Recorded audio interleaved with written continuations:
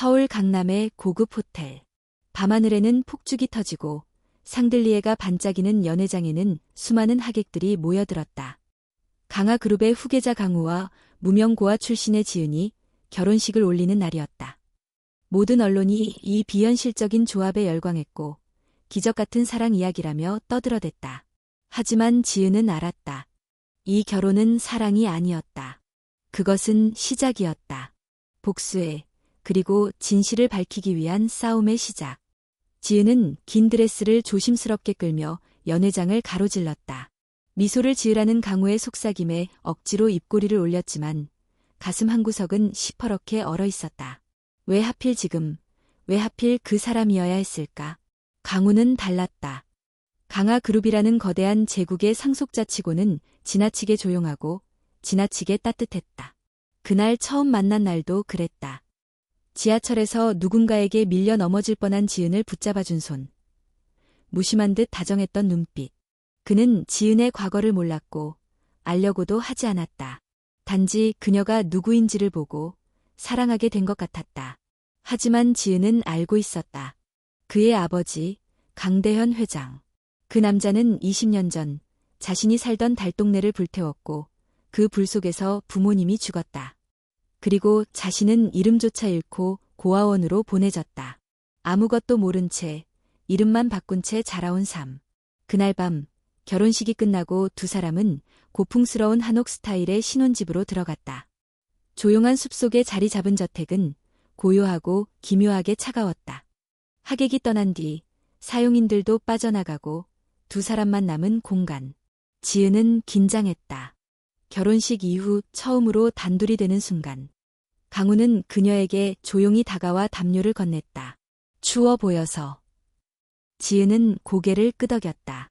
그의 눈빛은 여전히 따뜻했고 그녀를 의심하지 않았다. 아무것도 모르는 순수한 강우. 복수의 도구가 되어야 할 그를 보며 지은의 가슴엔 미세한 갈등이 일었다. 하지만 그녀는 마음을 다잡았다. 이 결혼은 진실을 밝히기 위한 열쇠였다. 감정 따윈 사치였다. 밤이 깊어지고 강우는 와인을 꺼냈다. 두 사람이 함께 마신 와인잔이 비워지기 시작하자 강우의 얼굴에 이상한 기운이 스쳤다. 지은아, 이상해. 가슴이. 그는 가슴을 부여잡고 바닥에 주저앉았다. 숨이 가빠지고 땀방울이 이마에 맺혔다. 지은은 깜짝 놀라 다가갔지만 이미 그는 혼수 상태처럼 의식을 잃고 있었다. 그 순간, 정적. 그녀는 흔들리는 손으로 휴대전화를 들어 119를 눌렀다. 목소리는 떨렸고 다리는 풀렸다. 제 남편이 쓰러졌어요. 빨리 와주세요. 구급대가 도착했을 때 강우는 이미 호흡이 멎은 상태였다. 병원으로 이송되었지만 의사는 고개를 저었다. 심장마비입니다. 병력이 있었던 것 같네요. 지은은 아무 말도 할 수 없었다. 모든 것이 너무 빨랐다. 너무 갑작스러웠다. 결혼한 지 겨우 몇 시간. 그들은 아직 제대로 된 대화조차 나누지 못했는데 병원 복도에서 강대현 회장이 나타났다. 검은 정장을 입고 슬픈 표정조차 지어 보이지 않은 얼굴. 내 아들을 지켜주지 못했군. 그가 낮은 목소리로 말했다. 지은은 고개를 떨구었다. 무슨 말을 해야 할지 몰랐다. 하지만 그의 눈빛에서 어떤 차가운 승리감을 읽을 수 있었다. 마치 이 죽음이 예정되어 있었다는 듯. 장례식은 가족장으로 조용히 치러졌다. 언론에는 과로와 유전성 심장질환이라는 기사만이 짧게 보도되었고 결혼식 사진은 하루 만에 인터넷에서 사라졌다. 지은은 그날 이후 강 회장의 저택에서 지내게 되었다. 아직 신혼집엔 아무도 들여보내지 않았다. 모든 것이 정지된 것처럼 느껴졌다. 그녀는 매일 밤 같은 꿈을 꾸었다. 강우가 그녀를 부르며 말한다. 그건 사고가 아니었어. 진실을 찾아줘. 그 목소리는 점점 또렷해졌다. 그리고 마침내 결혼식 당시 찍힌 사진들을 정리하던 중 지은은 이상한 점을 발견한다. 신혼집 거실 구석에 설치된 작고 눈에 띄지 않는 카메라. 결혼식 준비 과정 중엔 없던 장비였다. 지은은 즉시 그 위치로 가보았다. 장식장 뒤편, 작게 숨겨진 렌즈 하나. 그녀는 심장이 쿵 내려앉는 걸 느꼈다. 누군가 우리를 감시하고 있었어.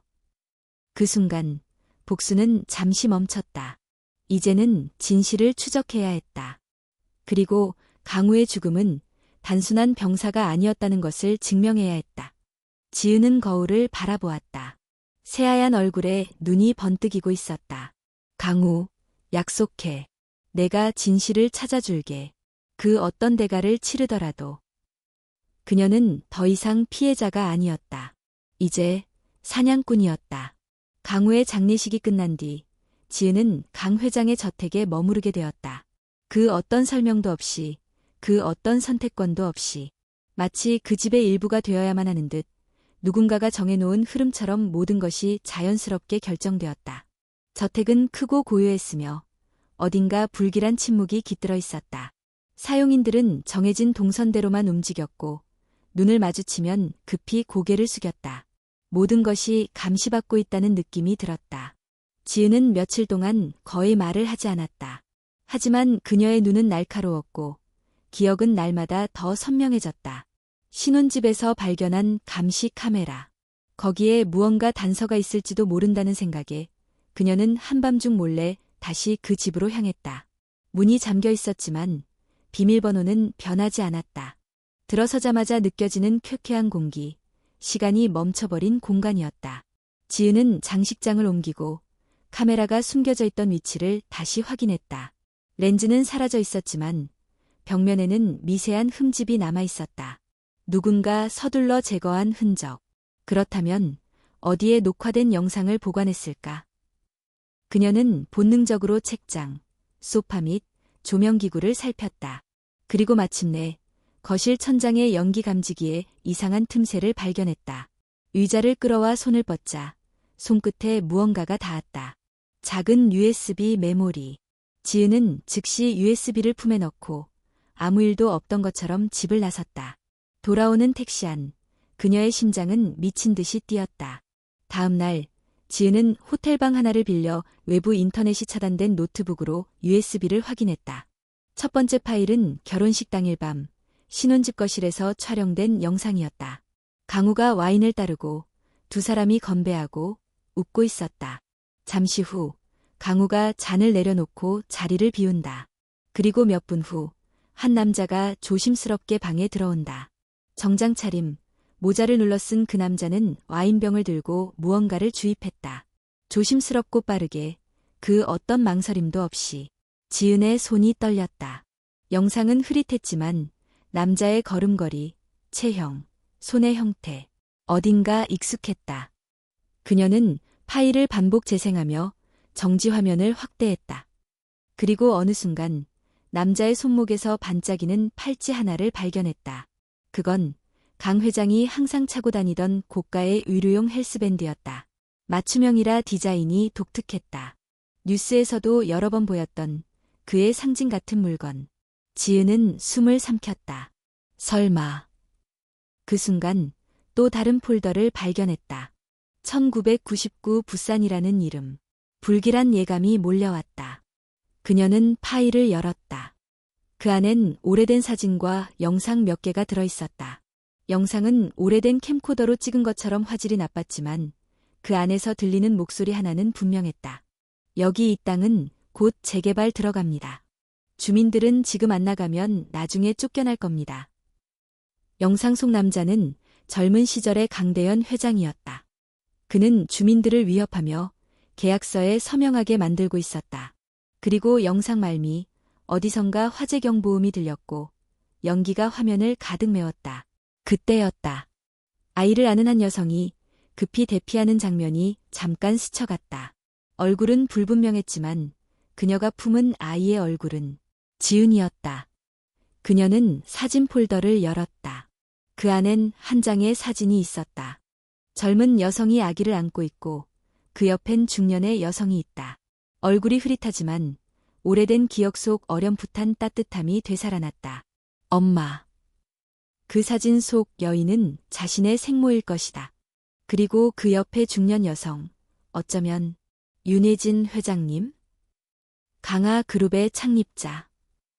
지은은 멍하니 화면을 바라보았다.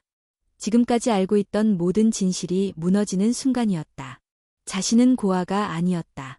이름도, 과거도, 모든 것이 의도적으로 지워진 흔적이었다. 부모는 그저 가난해서 죽은 것이 아니라 강 회장의 재개발 사업을 막으려 했다는 이유로 죽임을 당했다. 지은은 눈을 감았다.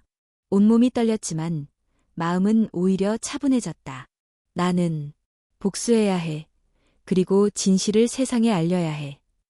그 순간 휴대전화에 메시지가 도착했다. 너는 너무 깊이 파고들고 있어. 멈춰라. 아니면 너와 내 아이 모두 위험해질 거야. 지은은 그 문자를 보고 의자에서 천천히 일어났다. 이제 그녀는 알고 있었다. 혼자가 아니라는 것, 누군가 계속 지켜보고 있다는 것. 그러나 그녀는 웃었다. 약간은 슬프게, 약간은 결연하게. 내가 누군지 이제 기억났어. 그리고 이제부터 내가 어떤 사람인지 보여줄 차례야. 진실은 다시 묻히지 않을 것이다. 지은은 USB 속 진실을 알게 된 뒤 며칠 동안 저택 안에서 조용히 움직였다. 겉으로는 상심에 빠진 며느리로 보였지만 속으로는 모든 퍼즐을 맞추기 위한 계산이 시작되고 있었다. 그녀는 더 이상 기다릴 수 없었다. 직접 움직여야 했다. 강우의 죽음은 단지 시작일 뿐이었다. 이제는 강대현 회장, 아니 자신의 친부모를 죽게 만든 장본인을 무너뜨릴 차례였다. 하지만 정면으로 맞서기엔 너무 위험했다. 그는 수십 년간 권력을 축적해온 거물이었다. 법, 경찰, 언론까지 손을 뻗고 있었다. 지은은 알고 있었다. 이 싸움은 단순한 고발이 아닌 심리전이자 권력 싸움이었다. 그래서 그녀는 전공법 대신 내부에서 무너뜨리는 길을 선택했다. 어느 날 아침, 그녀는 조용히 강 회장에게 차를 내렸다. 직접 차를 내리는 일은 사용인이 할목이었지만 그녀는 그날만큼은 스스로 움직였다. 감사하네. 그는 눈을 가늘게 뜨며 지은을 바라보았다. 요즘은 좀 괜찮아졌나 보군. 아버지라 부르라 하셨죠. 지은이 차분히 말했다. 이제 그렇게 부를게요, 아버지. 강 회장은 놀란 듯 미간을 찌푸렸지만 곧 미소를 지었다. 드디어 우리 가족이 된 거냐? 강우 오빠가 남긴 마지막 부탁이에요. 지은은 부드럽게 웃으며 말했다. 가족을 지키라고요. 그날 이후 지은은 의도적으로 강 회장 곁을 맴돌았다. 회의에도 함께 참석하고 식사도 자주 함께했다. 때로는 그의 기분을 맞춰 웃기도 했고 때로는 전략회의 중 날카로운 조언을 하며 그의 신뢰를 쌓았다. 사람들은 말하기 시작했다. 강 회장이 며느리를 후계자로 생각하는 것 같다. 지은 씨는 단순한 며느리가 아니야. 뭔가 비밀이 있는 것 같아. 그 소문은 곧 내부 분열을 일으켰다. 특히 강 회장의 오른팔인 서진택 전무는 지은을 노골적으로 견제하기 시작했다. 회장님, 저 여자는 위험한 존재입니다. 강우 군이 죽고 나서 갑자기 저렇게 나설 이유가 뭡니까? 하지만 강 회장은 웃으며 말했다. 사람을 보려면 위기 속에서 봐야지. 지은이는 잃을 걸 잃고도 쓰러지지 않았어. 그런 사람은 키워야 해. 그 말이 오히려 서전무를 더 불안하게 만들었다. 지은은 이 모든 상황을 알고 있었다. 오히려 그것이 그녀의 의도였다. 서진택, 그는 아버지의 오른팔이자 과거 부산 재개발 사건의 실무 책임자였다. 지은은 그에게서 직접 증거를 빼내야 했다. 며칠 뒤 지은은 일부러 서진택과 단둘이 남는 자리를 만들었다. 전무님, 요즘 제 행동이 마음에 안 드시죠? 서 전무는 술잔을 내려놓으며 쓴웃음을 지었다. 제가 감히 감정을 표현할 위치가 아니죠. 하지만 솔직한 말은 해주셔야죠. 아버지 곁에서 오래 계셨으니까. 지은은 잔을 들었다. 눈빛은 도발적이었고 말투는 부드러웠다. 솔직히 전무님이야말로 더 어울리는 후계자 아닌가요? 저같이 아무 배경도 없는 여자가 여기까지 올라온 건 말도 안 되죠. 서 전무의 눈빛이 흔들렸다. 그는 의심을 품으면서도 동시에 그녀의 말에 이끌렸다. 지은은 그 틈을 노렸다. 한번 기회를 주실래요? 제가 뭘 감추고 있는지 전무님이 확인해 보세요. 그녀는 자신이 준비해온 가짜 USB를 꺼내어 테이블 위에 올려놓았다. 여기엔 어떤 파일이 있어요. 예전 부산개발 프로젝트와 관련된.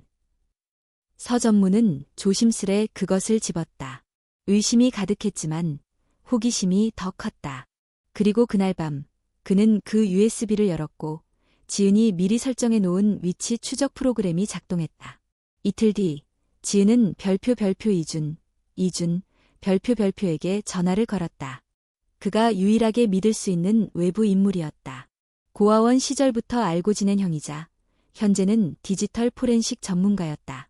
USB 위치 추적 어땠어? 걸렸어. 오늘 새벽 2시 서전무가 양재동에 있는 비밀 사무실에서 열람했어. 서버에 접속한 흔적도 있고 그리고 그 서버 아주 흥미로운 걸 담고 있더라. 무엇? 부산 화재 당시 주민 대피 명단 조작 기록. 그리고 그 화재가 자연 발화가 아니라 특정 시점에 맞춰 점화되도록 설치된 장치였다는 내부 보고서. 지은은 눈을 감았다. 이제 다 갖췄어. 마지막 한 조각만 있으면 돼. 무슨 조각? 강 회장과 서전무가 직접 이 사건에 대해 논의하는 녹취. 이준은 잠시 침묵하다가 말했다. 위험해질 거야. 이제부터는 목숨 걸어야 할지도 몰라. 지은은 천천히 웃었다. 이미 난 모든 걸 잃은 사람이야. 며칠 후 지은은 일부러 서전무에게 은밀한 제안을 했다. 저에 대해 알고 싶다면 이번 주 저녁 회장님이랑 저랑 단둘이 식사하는 자리에 같이 오세요. 저에 대해 보고 드릴 게 많을 거예요. 서전무는 함정일 수도 있다는 걸 알았지만 동시에 호기심과 불안이 그를 움직이게 했다. 그리고 그날 밤 지은은 저택의 안쪽 방 하나에 감시 카메라와 녹음 장치를 설치한 뒤 테이블을 준비했다. 강 회장과 서전무, 두 악마의 손이 서로 맞닿는 순간 그녀는 드디어 그들의 진짜 얼굴을 녹화하게 될 것이다. 그날이 오면 그녀는 단지 며느리가 아닌 심판자가 될 준비를 마쳤다. 그날 밤 강 회장과 서전무는 지은이 준비한 저녁 식사 자리에 나타났다. 고급 와인과 정갈한 한식 코스가 차려진 테이블, 벽난로가 은은한 빛을 비추는 실내. 겉보기엔 평화로운 저녁 같았지만 지은의 눈빛은 얼음처럼 차가웠다. 모든 녹음과 영상 장비는 천장 조명 속, 그리고 테이블 밑에 교묘히 숨겨져 있었다. 이 방은 원래 강 회장이 외부 손님 접대용으로 쓰던 곳. 그녀는 그를 믿는 척하며 오히려 그를 더대 걸어들였다. 오늘 초대한 이유가 뭡니까? 서전무가 먼저 입을 열었다. 경계심이 가득한 얼굴이었다. 지은은 잔을 들며 말했다. 그동안의 오해를 푸는 자리라고 생각해 주세요. 저에 대해 너무 많은 억측이 도는 것 같아서요. 강 회장은 묵묵히 지켜보았다. 와인을 천천히 마시며 그녀의 의도를 읽고 있는 듯한 눈빛이었다. 전무님. 지은은 조심스레 입을 열었다. 제가 강우 오빠를 진심으로 사랑했단 걸 믿어주시겠어요? 서전무는 대답하지 않았다. 대신 강 회장이 말을 이었다. 사랑이란 건 죽은 사람만이 증명할 수 있지. 남겨진 자는 항상 의심받게 돼 있어. 지은은 조용히 미소를 지었다. 그렇죠. 그래서 오늘은 그 죽은 사람이 어떤 진실을 남기고 갔는지 함께 알아보려고요. 그 순간 그녀는 미리 준비한 영상 하나를 틀었다. 벽면의 TV에 녹화된 CCTV 영상이 재생되었다. 강우와 지은이 와인을 마시던 장면, 그리고 이어지는 모자 쓴 남성의 등장. 그 손목에 반짝이던 헬스밴드. 서전무가 얼굴을 굳히며 말했다. 이건 어디서 구한 겁니까? 지은은 대답하지 않았다. 영상이 끝나고 조용한 정적이 방 안을 감쌌다. 강 회장은 천천히 잔을 내려놓고 입을 열었다. 내가 그랬다. 그래, 그 와인에 약을 섞으라고 지시했다. 심장이 약한 줄 알고 있었다. 결국 약간의 충격으로 끝낼 생각이었지. 죽을 줄은 몰랐어. 그 고백은 마치 아무 일도 아니라는 듯 덤덤하게 흘러나왔다. 서전무는 당황한 기색으로 회장을 바라보았다. 회장님, 지금 이게 너무 노골적이십니다. 어차피 이 방 안에서만 이야기될 거다. 강 회장은 서늘하게 웃었다. 지은이도 알 거야. 이걸 밖에 내보내는 순간 본인도 무사하지 못할 거라는 걸. 지은은 그를 똑바로 바라보았다. 무사하지 못해도 괜찮아요. 전 이미 너무 많은 걸 잃었으니까요. 강 회장의 미소가 옅어졌다. 그 USB도 내가 꾸민 거냐? 그건 미끼였죠. 진짜는 오늘 밤의 녹음이에요. 지금 이 순간 회장님이 직접 말씀하신 그 모든 고백, 전 이미 확보했어요. 그녀의 말에 서 전무가 벌떡 일어섰다. 지금 당장 장비를 뺏어야 합니다. 이 여자는. 하지만 강 회장은 손을 들어 그를 막았다. 앉게, 진택. 서 전무는 얼어붙은 듯 자리에 앉았다. 긴장과 분노, 그리고 공포가 그의 얼굴을 가득 채웠다. 강 회장은 한참을 침묵한 후 지은을 향해 물었다. 내가 원하는 게 뭐냐? 지은은 잔을 내려놓고 말했다. 진실이 세상 밖으로 나가는 것, 그리고 제 부모님의 명예 회복.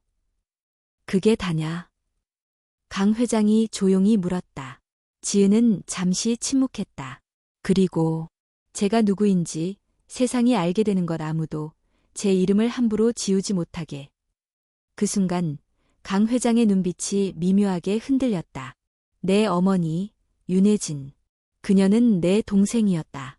내가 그 아이인 줄은 몰랐어. 당시엔 그냥 폐가 근처에 살던 철거민의 딸인 줄만 알았지. 지은의 눈이 커졌다. 어머니가 회장님의 동생이었다고요? 우린 다른 아버지 밑에서 자랐지만 피는 섞였지. 그녀는 늘 정의를 외치며 살았고 그래서 더 위험했어. 그의 목소리는 미묘하게 흔들렸다. 내가 그 아이였다는 걸 알았더라면 죽이지 않으셨을까요? 지은이 날카롭게 물었다. 강 회장은 말없이 웃었다. 한순간 그의 얼굴에 쓸쓸함이 스쳤다. 넌 강우보다 더 강하다. 그리고 더 무섭다. 너 같은 애가 회장 자리에 앉으면 세상은 뒤집힐지도 몰라. 지은은 천천히 일어섰다. 그건 회장님이 결정할 일이 아닙니다. 시간이 결정하겠죠. 그녀는 테이블 밑에 녹음 장치를 손에 쥐고 문을 향해 걸었다. 강 회장은 그녀의 등을 바라보며 마지막으로 말했다. 지은아, 이 싸움은 너 혼자 이기기 어려워. 세상은 진실보다 권력에 반응하니까. 지은은 멈춰 섰다. 그리고 뒤돌아보지 않은 채 말했다. 그래서 전 권력을 가진 진실이 될 겁니다. 그날 밤 지은은 호텔방에 돌아와 녹음 파일을 백업하고 언론사, 검찰, 국제인권단체에 동시다발적으로 자료를 발송했다. 모든 것을 걸고 던진 수. 그리고 그날 밤 그녀의 이름은 대한민국 포털 사이트 1위를 차지했다. 강아 그룹 며느리, 고발 영상 공개, 재벌가의 비밀, 그날의 진실은. 언론은 미쳐 돌아갔다. 세상은 그녀의 편이 될까? 아니면 또다시 그녀를 삼켜버릴까? 하지만 지은은 알았다. 이제 뒤돌아갈 수 없다는 것을. 지은이 언론과 검찰, 국제단체에 동시에 자료를 발송한 날, 대한민국은 충격과 혼란에 빠졌다. 강아 그룹, 며느리의 폭로, 재벌가 결혼식의 어두운 진실, 강우 사망, 단순 심장마비 아니었다. 뉴스 헤드라인이 연달아 터졌다. 방송사들은 긴급 속보를 내보냈고 SNS는 그녀의 이름으로 도배되었다. 그녀가 공개한 영상 속 강 회장의 고백은 무엇보다 결정적이었다. 이름, 날짜, 사건의 맥락이 구체적이었고 서 전무의 반응도 분명했다. 그 영상은 단순한 의혹이 아니라 재벌가 내부의 범죄를 폭로한 확실한 증거였다. 하지만 폭풍은 곧 반격으로 이어졌다. 강아그룹은 공식 해명문을 발표했다. 해당 영상은 조작의 가능성이 있으며 사적인 대화를 불법 녹취한 것으로 법적 조치를 취할 예정입니다. 며느리 지은 씨는 심리적으로 불안정한 상태로 현재 정신과 치료가 필요하다는 진단을 받았습니다. 그들은 지은을 정신적으로 불안정한 피해망상자로 몰아갔다. 몇몇 보수 언론은 그 프레임에 동조했고 익명의 내부자라는 이름으로 조작된 정보들이 퍼졌다. 지은 씨, 고아원 시절 문제 많았다. 결혼은 애초에 금전적 목적이었다는 의혹. 강우 씨, 결혼 전 이혼 의사 밝혔다. 사람들의 시선은 빠르게 갈라졌다. 일부는 그녀를 영웅으로, 일부는 사기꾼으로, 또 어떤 이는 정신병자로 보았다. 그 모든 혼란 속에서도 지은은 숨지 않았다. 그녀는 법적 대응을 위해 이준과 함께 인권 변호사 김혜원을 찾아갔다. 김 변호사는 재벌 권력에 맞서 싸우는 소수의 변호사 중 한 명으로 여러 부당해고 공익제보 사건을 담당한 바 있었다. 김혜원은 자료를 확인한 후 한참을 말없이 앉아있다가 조용히 입을 열었다. 지금부터는 언론전이 아니라 생존전이에요. 강화그룹은 당신을 무시할 수 없는 위험으로 보기 시작했어요. 그 말은 당신이 옳다는 증거이기도 하죠. 지은은 고개를 끄덕였다. 어차피 오래전부터 죽은 사람이었어요. 다시 살아난 김에 의미 있는 싸움 하나쯤 하고 싶어요. 그들은 긴급히 언론 인터뷰를 준비했다. 공식적인, 편집되지 않은 생방송 인터뷰. 강화그룹이 프레임을 씌우기 전에 지은은 직접 말해야 했다. 자신의 목소리로. 인터뷰 당일 지은은 간단한 블랙 정장을 입고 스튜디오에 앉았다. 기자는 예상보다 예리했고 때론 적대적이었다. 정말로 그 영상이 조작되지 않았다고 자신하십니까? 재벌가에서 살아남기 위해 조작한 거라는 주장도 있습니다. 정신과 진단서는 어떻게 설명하실 건가요? 지은은 모든 질문을 정면으로 마주했다. 제가 정신적으로 불안정하다면 그건 그 집안에서 살아남기 위한 방어기제였을 겁니다. 하지만 진실은 정신과 진단서가 아니라 영상 속 그들의 말에 있죠. 카메라가 클로즈업 되었고 지은은 마지막으로 카메라를 똑바로 바라보며 말했다. 이건 단지 강화그룹의 문제가 아닙니다. 이건 권력이 진실을 얼마나 오랫동안 짓밟아왔는지에 대한 이야기입니다. 제 이름은 지은입니다. 부산 재개발 화재로 가족을 잃고 고아원에서 자라났고 이름 없이 살아왔습니다. 이제는 이름을 되찾고자 합니다. 저는 사라진 아이의 증거입니다. 인터뷰는 실시간으로 퍼져나갔고 수많은 사람들의 심금을 울렸다. 댓글은 점점 바뀌기 시작했다. 진짜 용기 있는 사람이다. 강 회장, 저건 잡혀야 한다. 지은 씨 응원합니다. 하지만 동시에 지은은 외출할 때마다 누군가의 시선과 그림자를 느끼기 시작했다. 휴대폰의 배터리가 비정상적으로 빨리 닳았고 집 근처에 낯선 차량이 자주 나타났다. 어느 날 밤, 이주는 급하게 그녀를 찾아왔다. 지은아, 서버에 침입 흔적이 있어. 누군가 내 자료 전체를 해킹하려고 했어. 암호 하나만 더 뚫렸으면 복사도 가능했을 거야. 지은은 고개를 끄덕이며 물었다. 그들이 누구야? 이주는 노트북을 보여주며 말했다. IP 흔적을 역추적해봤더니 강화그룹 내부 사무실이랑 연결돼 있어. 근데 더 흥미로운 건 그 연결에 제3의 인물이 개입됐다는 거야. 제3의 인물. 그래. 강대현도 서진택도 아니야. 이름은 정태훈. 지은의 숨이 멎었다. 그 이름은 낯설지 않았다. 정태훈. 그녀가 어릴 적 어렴풋이 들었던 이름. 어머니 윤혜진이 편지에서 몇 번 언급했던 가족이면서도 등 돌린 인물. 그 사람. 어쩌면 내 외삼촌일지도 몰라. 이주는 놀란 눈으로 그녀를 바라보았다. 강화그룹의 창립 초기 자금 흐름을 보면 정태훈이라는 인물이 잠시 이사로 등록돼 있다가 몇 년 만에 사라졌어. 모든 기록에서. 숨은 실세라는 말이군. 맞아. 지금껏 이름 없이 움직인 진짜 그림자일지도 몰라. 지은은 눈을 감았다. 퍼즐이 또 한 조각 맞춰졌다. 강우의 죽음, 자신의 신분 삭제, 그리고 강 회장의 모든 움직임. 그 배후에는 또 다른 가족이 있었다. 그녀는 속삭였다. 이제는 피보다 진실이 우선이야. 며칠 후 검찰이 강화그룹 본사와 강 회장의 자택을 압수수색했다. 서진택 전무는 해외 도피를 시도하다 인천공항에서 체포되었고 강 회장은 소환 조사를 받았다. 언론은 다시금 그녀의 이름을 앞다투어 보도했다. 재벌가의 비밀을 깬 여자. 지은, 그녀는 누구인가? 하지만 아직 끝나지 않았다. 정태훈. 그는 어디에도 없었다. 기록에도, 뉴스에도, 법에도. 그는 그림자였다. 그리고 지은은 그림자를 향해 걸어가기 시작했다. 봄비가 내리던 날, 지은은 병원 대기실에 혼자 앉아 있었다. 벽시계는 천천히 움직였고 그녀의 시선은 하얀 벽에 걸린 아기 초음파 사진으로 향해 있었다. 손끝이 떨렸다. 마치 그 작은 생명 하나가 지금의 이 혼란한 세상과는 전혀 다른 세계에서 자라나고 있는 듯한 기이한 감각. 그리고 그 생명이 누구의 피를 물려받았는지 아직 모른다는 사실이 그녀를 더욱 혼란스럽게 만들었다. 간호사가 이름을 불렀고 지은은 천천히 자리에서 일어났다. 진료실 안, 의사는 밝은 표정으로 말했다. 임신 10주 차입니다. 아기도 건강하게 잘 자라고 있어요. 혹시 원하신다면 유전자 검사도 가능하긴 합니다. 지은은 고개를 끄덕이며 힘겹게 웃었다. 해볼게요. 아기 아버지가 누군지 확실히 알고 싶어요.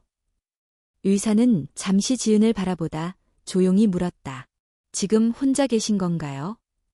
지은은 대답하지 못했다. 혼자였다. 언제나처럼. 그리고 이제는 혼자가 아니라 두 사람. 하지만 그녀는 아직 세상에 이 사실을 알릴 준비가 되어 있지 않았다. 며칠 뒤, 이주는 정태훈에 대한 정보를 들고 찾아왔다. 그는 폐쇄적인 투자회사 세리몰딩스의 실질적 소유주였고, 이름은 거의 모든 공식 문서에서 삭제되어 있었다.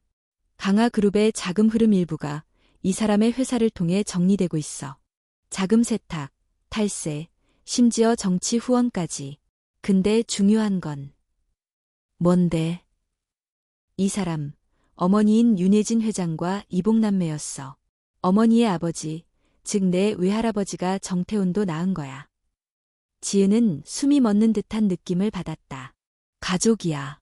결국 또 하나의 가족. 하지만 그는 너를 지운 가족이야. 이준의 말은 냉정했고 정확했다.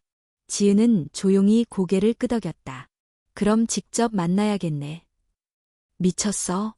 그 사람은 내 존재 자체가 드러나는 걸 두려워해서 널 없애려 할 수도 있어. 그럼 더더욱 내가 먼저 가야 해. 며칠 후, 지은은 세리몰딩스의 대표실로 위장 면담을 신청했다. 기자로 신분을 바꾸고 신생 매체의 투자 인터뷰를 명분 삼아 사무실에 들어섰다. 정태훈은 회색 수트를 입고 앉아 있었고 얼굴은 조용한 무표정으로 가득 차 있었다. 그는 그녀를 보자마자 눈썹을 살짝 치켜 올렸다. 처음 보는 얼굴인데 익숙하군. 어디서 본 적 있나? 지은은 웃지 않았다. 그저 명함을 내밀며 말했다. 기억 못하셔도 괜찮아요. 저는 잊지 않았으니까요. 정태훈은 명함을 받아든 뒤 눈을 찌푸렸다. 이 이름, 넌 지은? 맞아요. 지은, 윤혜진의 딸입니다. 그는 한동안 말이 없었다. 그 정적은 무거웠고 방 안의 공기가 서늘해졌다. 어째서 살아있지? 그 한마디에 지은의 안에서 무언가 찢어졌다. 그게 첫 질문인가요? 어째서 살아있냐고요? 정태훈은 천천히 고개를 끄덕였다.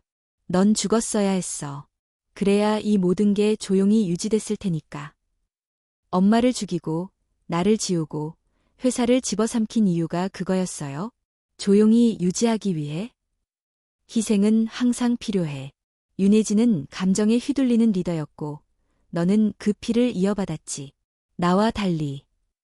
지은은 손가락을 움켜쥐었다. 하지만 난 살아서 돌아왔어요. 그리고 내 안엔 또 하나의 생명이 있어요. 정태훈의 눈빛이 살짝 흔들렸다. 누구의 아이냐? 그건 중요하지 않아요. 중요한 건 이 아이는 당신들이 지워버리려 했던 진실의 증거라는 거예요. 정태훈은 잠시 그녀를 바라보다가 조용히 자리에서 일어났다. 지은아, 내가 널 해치지 않기를 바란다면 지금이라도 떠나. 영상이며 녹음이며 전부 삭제하고 조용히 살면 돼. 그럼 너와 내 아이는 지켜줄 수 있어. 누구한테서요? 세상으로부터? 아니면 당신 자신한테서? 정태훈은 웃지도 않았다. 그의 눈빛은 돌처럼 단단하고 차가웠다. 넌 감정으로 움직이고 있어.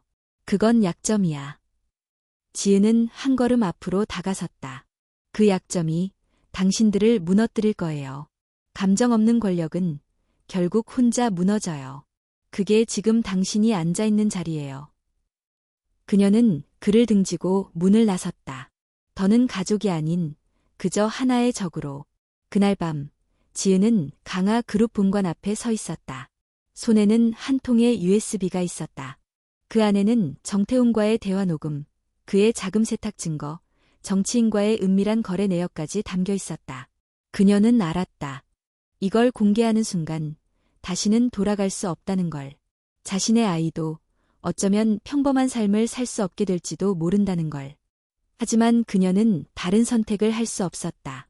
진실을 품고 숨는 것과 진실을 꺼내고 맞서는 것. 그녀는 후자를 선택했다. 아기야, 엄마는 널 위해서 싸우는 거야. 누가 널 다시 지우게 둘 순 없어. 그리고 그녀는 마지막 단추를 눌렀다. 다음 날 아침 전국 주요 언론사 메인 페이지에는 똑같은 제목이 실렸다. 강화그룹의 진짜 실세, 정태훈의 민낯, 숨겨진 일가의 피비린내 나는 역사. 그리고 맨 아래 작게 실린 한 줄. 정태훈의 민낯을 폭로한 다음 날 서울은 말 그대로 뒤집혔다. 모든 언론, 포털, SNS는 지은이라는 이름으로 들끓었다. 사람들은 충격에 빠졌고 정치권까지 흔들렸다. 정태훈이 존재했다고? 윤혜진 회장의 동생이자 강화그룹의 실소유자. 20년간 조용히 뒤에서 조종해온 그림자. 뉴스는 연달아 쏟아졌고 인터뷰 요청은 끊임없이 들어왔다.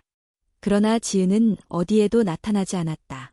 그녀는 조용히 병원에 입원해 있었다.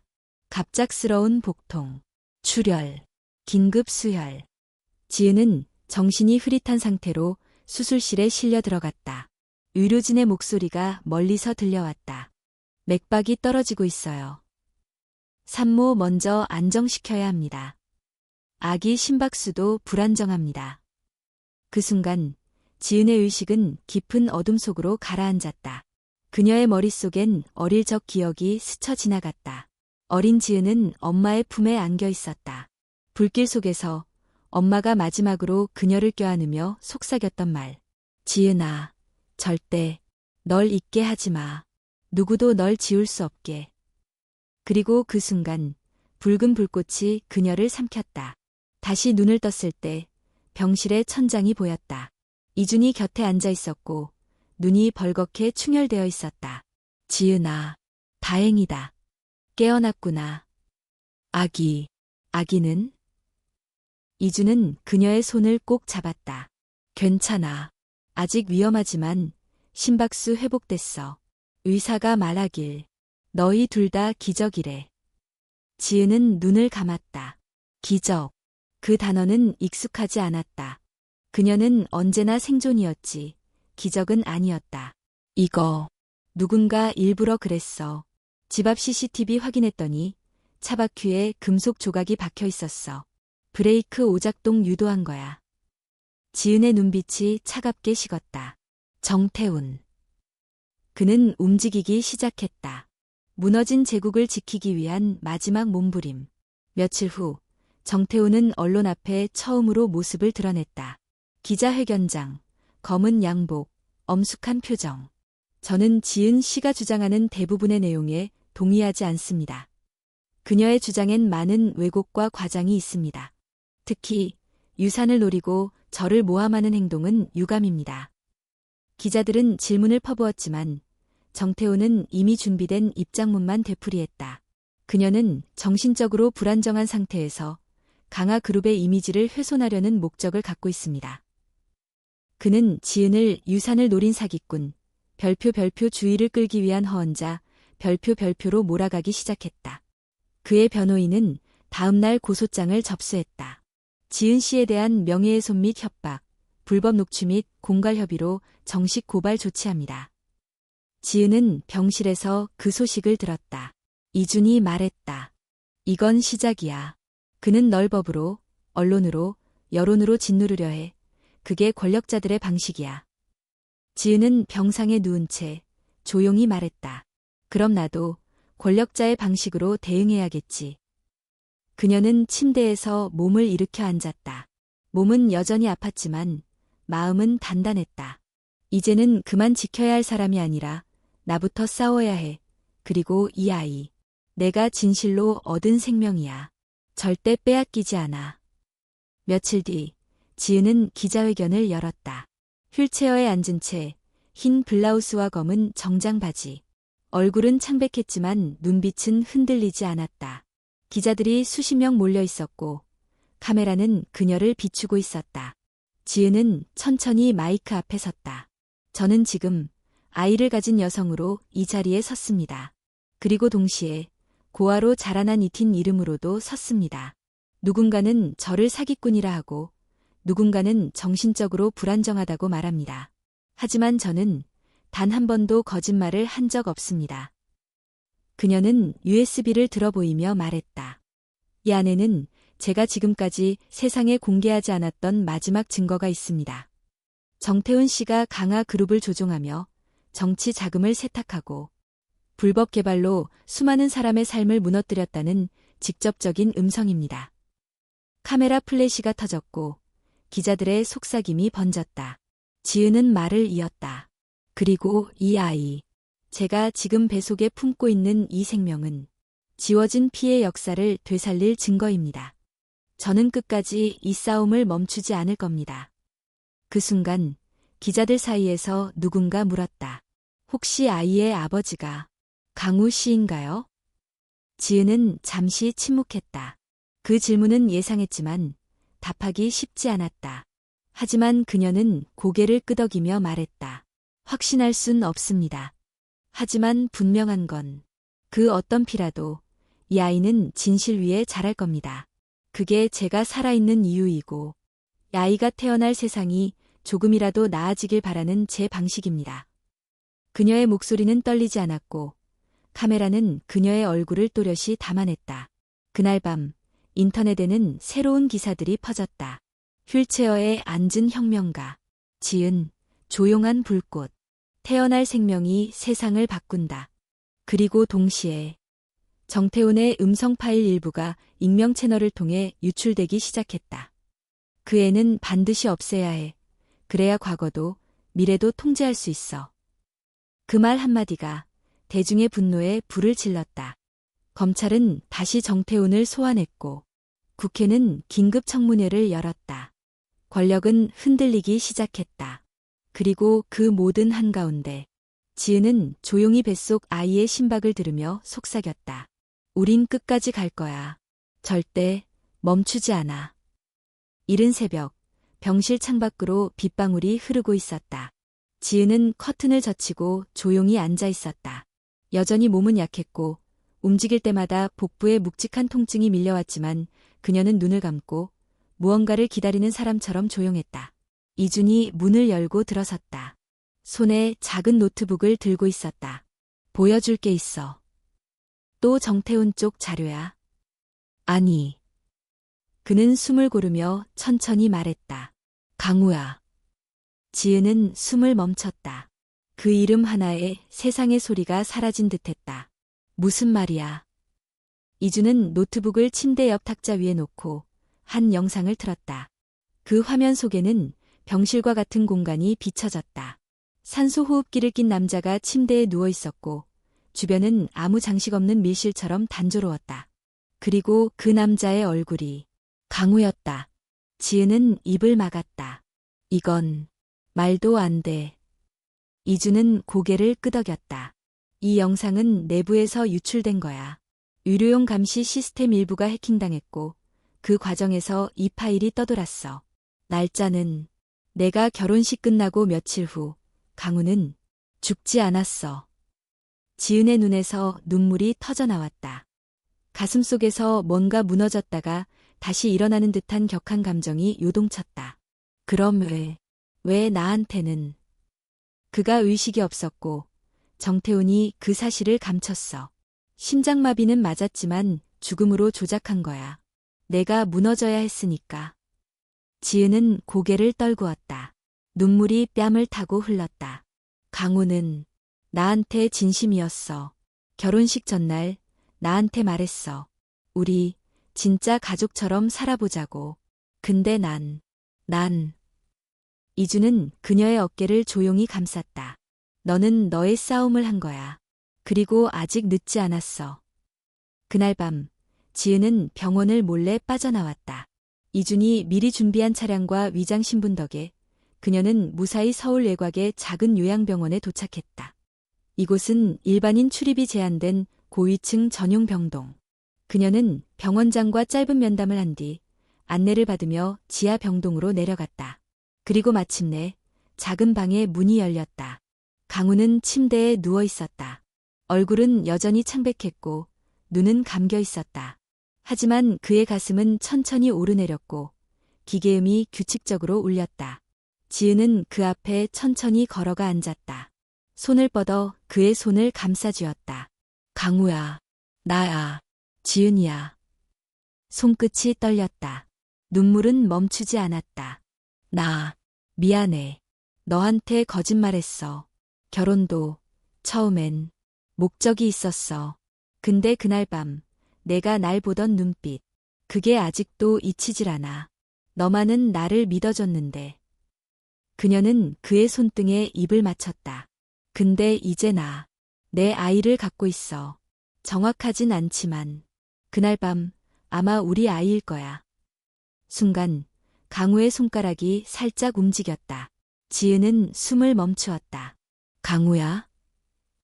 그의 눈꺼풀이 미세하게 떨리더니 천천히 떠졌다. 흐릿한 눈동자가 천장을 바라보다가 이내 지은을 바라보았다. 지은? 그 한마디가 그녀를 무너뜨렸다. 그녀는 그의 가슴에 얼굴을 묻고 울었다. 참았던 모든 감정이 그 이름 하나에 무너져 내렸다. 살아있었구나. 강우야. 강우는 약하게 미소 지으며 말했다. 너, 울고 있네. 보기 힘든 모습이야. 지은은 웃으며 눈물을 닦았다. 너, 다 기억나. 조금. 산소가 부족해서 기억이 흐릿해. 근데 내 얼굴, 똑똑히 기억나. 그는 잠시 숨을 고르더니 힘겹게 물었다. 무슨 일이 있었던 거야? 내가 여기에 있지. 지은은 조용히 말했다. 당신이 죽은 줄 알았어. 그들은 그렇게 만들었어. 그 결혼식 밤, 당신이 쓰러지고 나는 당신이 죽었다고 믿었어. 강우는 눈을 감았다. 아버지가. 응, 당신 아버지가 그랬어. 그리고 진짜 배우는 정태훈. 당신 어머니의 이복동생. 모든 걸 조종한 사람이야. 그는 조용히 한숨을 쉬며 말했다. 난 아무것도 몰랐어. 그저 너와 함께하고 싶었을 뿐이야. 이제 알아. 그래서 이젠 내가 지킬게. 당신도 우리 아이도. 며칠 후 지은은 강우를 외부 병원으로 이송시키기 위한 법적 조치를 준비했다. 병원 내부의 협조로 의료 기록이 확보되었고 정태훈이 환자를 불법적으로 격리하고 있었던 증거도 드러났다. 한편 검찰은 정태훈의 도피 시도 정황을 포착했다. 그는 이미 출국 준비를 하고 있었고 호위팀까지 따로 조직해 해외로 빠져나가려 했다. 하지만 그날 밤 지은이 마지막 카드 하나를 꺼냈다. 정태훈이 강우의 생존을 알고도 은폐했고 그를 사실상 감금 상태로 만든 의료 기록과 관련 녹음. 그 모든 자료가 다시 언론을 통해 공개되었다. 그리고 마침내 정태훈에 대한 체포영장이 발부되었다. 지은은 병실에서 깨어있는 강우 곁에 앉아 있었다. 그녀의 손은 그의 손을 꼭 쥐고 있었고 다른 손은 뱃속의 아기를 감싸고 있었다. 강우야, 이제 우린 혼자가 아니야. 나도, 너도, 이 아이도 다시 태어날 거야. 강우는 조용히 고개를 끄덕였다. 그리고 우리가 함께라는 것만으로도 충분히 싸울 수 있을 거야. 서울중앙지방법원 앞 회색빛 건물 아래 수십 대의 방송 카메라와 기자들이 몰려 있었다. 지은과 강우가 함께 나타나는 날, 그 누구도 상상하지 못했던 장면이었다. 죽은 줄 알았던 강우 본부장이 살아있다고? 정태훈 체포 직전 강우의 존재 확인돼. 모든 계획의 출발점은 거짓이었다. 언론은 다시 폭발했다. 그리고 이번엔 두 사람이 함께였다. 지은은 흰 블라우스를 입고 강우의 팔을 잡고 있었다. 그녀의 배는 조금씩 불러 있었고 사람들은 그 사실을 주목하지 않을 수 없었다. 누군가 속삭였다. 강우의 아이야? 그럼 이 결혼이 거짓말은 아니었던 거야. 재판 정한 강우는 증인석에 섰다. 그의 목소리는 여전히 약했지만 그 눈빛만은 확고했다. 저는 결혼식 날 밤 약물에 의해 쓰러졌고 이후 병원으로 이송되었습니다. 그 뒤로 기억이 끊겼고 병상에서 깨어난 건 몇 주 뒤였습니다. 검찰이 물었다. 누가 그 사실을 숨겼습니까? 강우는 고개를 들고 천천히 대답했다. 정태훈. 그는 저를 가족에게서, 아내에게서 숨겼습니다. 그는 우리 모두를 이용하고 조종해온 사람입니다. 그 말에 방청석이 술렁였고 정태훈 측 변호인은 급히 이의를 제기했다. 하지만 판사는 강우의 증언을 허용했다. 지은도 증인석에 섰다. 그녀는 떨리는 목소리로 자신의 이야기를 처음부터 끝까지 정리했다. 부산 화재, 고아원, 신분 조작, 결혼, 강우의 죽음과 부활. 그녀는 마지막으로 말했다. 저는 더 이상 누군가의 그림자에 살고 싶지 않습니다. 그리고 제 아이도 두려움 속에서 태어나게 하지 않을 겁니다. 진실은 아픔을 지나 용기로 가야 도착할 수 있습니다. 하지만 반격은 쉽게 끝나지 않았다. 정태훈 측은 수십 명의 변호인을 내세워 지은과 강우 모두를 허위 증언, 명예훼손, 불법 녹취, 공갈 협박 등의 혐의로 역고소했다.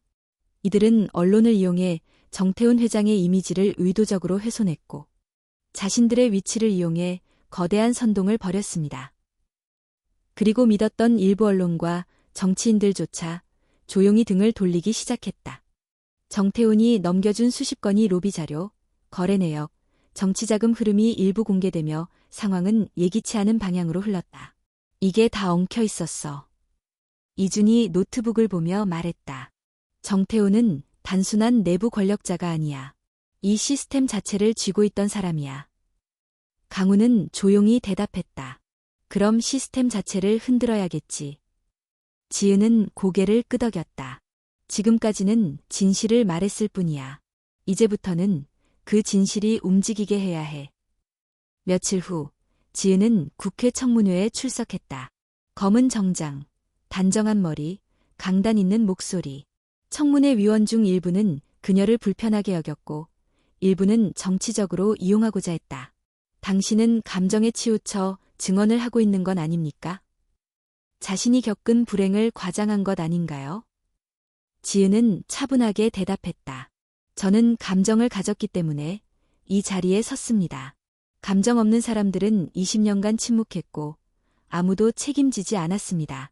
그 침묵이 만든 결과가 바로 오늘입니다. 그 순간 방송을 지켜보던 많은 이들의 가슴이 뭉클해졌다. 댓글이 이어졌다. 이 여자는 끝까지 간다. 진짜 싸우고 있는 사람. 나는 지은 씨를 믿는다. 그날 밤 지은은 병원으로 돌아오던 길에 갑작스럽게 차량 한 대에 가로막혔다. 블랙 SUV. 두 명의 남자가 내리더니 조용히 다가왔다. 이준이 급히 운전석에서 나와 그녀를 막아섰다. 지은이한테 손대면 끝장이야. 남자 중 한 명이 말했다. 우린 협상하러 왔어. 정태훈 회장이 전하고 싶은 메시지가 있어. 필요 없어. 변호인을 통해 전달해. 하지만 그 남자는 속삭였다. 그 아이 지킬 수 있을 것 같아. 지은은 단 한마디도 하지 않고 이준의 팔을 붙잡고 차에 올라탔다. 그녀는 울지도 화내지도 않았다. 단지 조용히 혼잣말처럼 말했다. 이젠 협상도 없다. 끝까지 간다. 며칠 뒤 강우는 혼자 강화 그룹 이사회에 출석했다. 자신의 사임서를 들고 나타났지만 동시에 새로운 문건을 꺼내들었다. 이건 강화 그룹이 지난 10년간 세금 회피를 위해 사용한 위장 계열사 목록입니다. 정태훈이 이를 지시했고 일부 이사들도 공모했습니다. 이사회는 혼란에 빠졌다. 몇몇은 강우를 지지했고 일부는 두려움에 휩싸였다. 그리고 한 명이 조용히 손을 들었다. 나는 강우 본부장을 지지하겠네. 그 시작은 미약했지만 파문은 컸다. 지은은 병원 침대에 앉아 초음파 사진을 들여다보고 있었다. 작은 생명, 작고 또렷한 심장 소리. 그녀는 속삭였다. 우리가 여기까지 왔어. 아직 멀었지만 적어도 우리를 믿는 사람들이 생겼어. 그리고 바로 그때 병원 문이 열리고 강우가 들어섰다. 그의 손에는 진한 녹색 봉투 하나가 들려 있었다. 이사회, 절반 이상이 나를 지지했어. 지은은 미소 지었다. 그래, 우린 이제 진짜 싸움을 시작할 준비가 된 거야. 제9부 끝. 서울중앙지법 303호 법정. 정태훈의 1심 선고일. 법정 내부는 숨소리조차 조심스러울 만큼 긴장감이 감돌았다. 방청석에는 취재진과 인권단체 관계자, 그리고 일반 시민들까지 가득 앉아 있었다. 정장 차림의 지은은 맨 앞줄에 앉아 있었고, 곁에는 강우가 함께했다.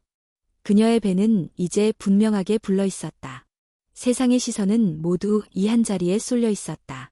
한 여성이, 한 이름 없는 고아가 거대 재벌가와 부패 권력의 실체를 끌어낸 싸움의 마지막 장면. 재판장이 서류를 내려놓고 천천히 입을 열었다. 피고 정태훈은 강화그룹 내부 자금을 통해 불법 자금 세탁, 정치 자금 조달, 비자금 조성 등 조직적 범죄를 기획해 실행한 사실이 명백하며 재판정 안의 사람들은 숨을 죽였다.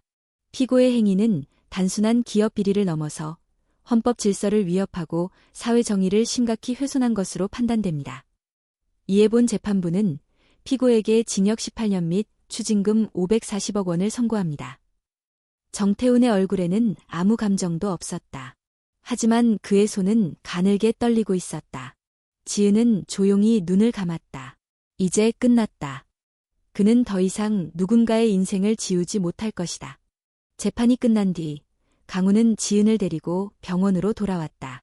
아기의 출산일이 다가오고 있었고 그녀의 건강은 여전히 불안정했다. 그녀는 승리의 감정보다 오히려 더 조용하고 담담해졌다. 사람들이 그래. 너는 영웅이래. 강우가 침대 곁에 앉아 조심스레 말했다. 지은은 고개를 저었다. 난 그냥 내 목소리를 되찾고 싶었을 뿐이야. 그리고 내가 지우지 못한 것들 되돌리고 싶었고. 그녀는 손으로 배를 어루만지며 천천히 말했다. 이 아이는 그냥 생명이 아니야. 이 아이는 내가 잃어버린 이름이 다시 살아 숨쉬는 증거야. 출산 예정일보다 한 주 빠른 어느 날 밤, 갑작스러운 진통이 시작되었다. 병원은 긴급하게 분만 준비에 들어갔고 강우는 지은의 손을 꼭 잡은 채 함께 수술실 앞에서 대기했다. 지은아, 괜찮을 거야. 우리 아이니까 넌 해낼 수 있어. 지은은 힘겹게 고개를 끄덕였다. 강우야, 혹시라도 내가 무슨 일 생기면. 아니야. 강우는 단호하게 말했다. 그런 말 하지 마, 넌. 나 없이도 충분히 강했지만 이젠 혼자 아니야. 우리 같이 가는 거야. 끝까지. 의료진이 그녀를 수술실로 데려갔고 강우는 밖에서 손을 꼭 쥐고 기다렸다. 긴 시간이 흐른 뒤 간호사가 문을 열며 말했다. 축하드립니다. 건강한 여자아이예요. 그 순간 강우는 눈을 감았다. 그리고 조용히 중얼거렸다. 잘 왔어, 우리 딸. 며칠 후 병실 안 지은은 딸을 품에 안고 있었다. 작고 따뜻한 체온, 규칙적인 숨결, 아주 작은 손가락. 이 아이 이름 뭐로 할까? 강우가 조용히 물었다. 지은은 딸의 이마에 입을 맞추며 말했다. 혜진. 엄마 이름을 기억하게. 윤혜진의 해와 새로운 시작의 진. 강우는 고개를 끄덕였다. 혜진. 좋아. 햇살처럼 빛나는 아이가 될 거야. 이후 몇 달간 대한민국은 변화하기 시작했다. 정태훈의 구속 이후 강화그룹은 대대적인 개혁을 단행했다. 강우는 이사회 의결을 통해 대표직을 사임했고 지은은 전면에 나서지 않았다. 그녀는 이름 없는 영향력으로 사회를 움직였다. 소외계층을 위한 장학재단 설립, 피해자 지원센터 설립, 그리고 부산 재개발 생존자들에 대한 명예회복과 배상 절차. 그녀가 조용히 만들어낸 변화는 언론보다, 권력보다 깊은 울림을 남겼다.